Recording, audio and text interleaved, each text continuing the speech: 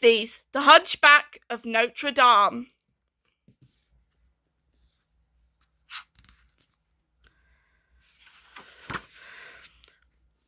Once upon a time, in the city of Paris, a young man lived in the bell tower of Notre Dame Cathedral. He was strong enough to ring the giant church bells, but he was also the gentle. He could hold a young bird in his hands. His only friends were three gargoyles. They didn't mind he had a hunchback and a face so ugly what his cruel master named him Quasimodo, which means half-formed. Quasimodo knew nothing of the world below his tower except what his master, Judge Frollo, told him. Frollo hated everyone, especially the gypsies. He had even taught Quasimodo to think of himself as a monster. Quasimodo spent his lonely days ringing the bells and carving small wooden figures. He longed to see the world, but Frollo wouldn't let him leave the bell tower. This was Quasimodo's great sorrow, for he wanted so much to join the crowds in the streets of Paris. Once a year, everyone in Paris celebrated the Festival of Fools. On that topsy-turvy day, Quasimodo's gargoyle friends encouraged him to climb down from the bell tower and join in the fun. During the festival, many people wore masks so no one paid any attention to Quasimodo's looks. At the festival, Quasimodo saw a gypsy dancer named Esmeralda.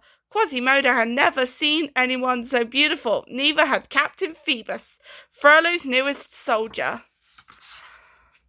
Suddenly, the crowd grabbed Quasimodo and grabbed him King of Fools. All of the people cheered until they found out his face was not a mask.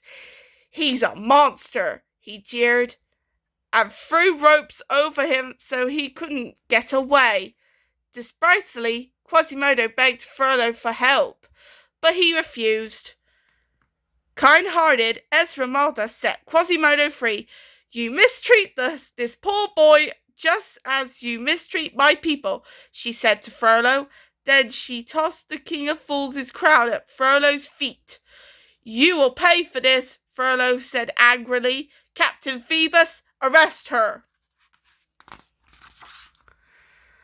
But Esmeralda sneaked into Notre Dame with her goat, Deshali. Captain Phoebus found her there, but he did not want to arrest her. He told Esmeralda to claim sanitary, the right to protection as long as she stayed inside the cathedral. "Set 1 foot outside these walls and you're my prisoner," Frollo declared. Quasimodo was confused. Frollo had told him all gypsies were evil, but Esmeralda was kind and good. She did not think Quasimodo was a monster. "Maybe Frollo is wrong about both of us," Esmeralda said. Quasimodo decided to help her escape. Very quietly, Quasimodo carried Esmeralda and Deshali down the cathedral walls to the street. Esmeralda pressed a special amulet into Quasimodo's hand. "Use this if you ever need help," she said. "It will show you how to find the gypsy hideout, the Court of Miracles." Then she kissed Quasimodo on the cheek and promised to visit him again. And soon she did, with Phoebus. When Esmeralda had escaped, Frollo was furious. He had ordered his men to arrest all the gypsies. Phoebus had refused and was badly wounded for defying Frollo. "Please keep Phoebus here until he's strong again," Esmeralda begged Quasimodo as Frollo approached. So Quasimodo agreed to hide Phoebus in the bell tower, and Esmeralda hurried away. Frollo thought Quasimodo might know how to find Esmeralda and the other gypsies. I know where her hideout is, he told Quasimodo. I will attack at dawn with 1,000 men. But it was a trick. Using Esmeralda's amulet to find the Court of Miracles, Quasimodo and Phoebus rushed to warn the gypsies, but Frollo's men had secretly been following them. The hateful judge had finally caught up with the gypsies.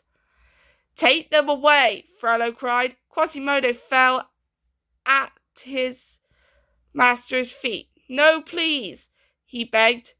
But Frollo's heart was as hard as the stones of Notre Dame.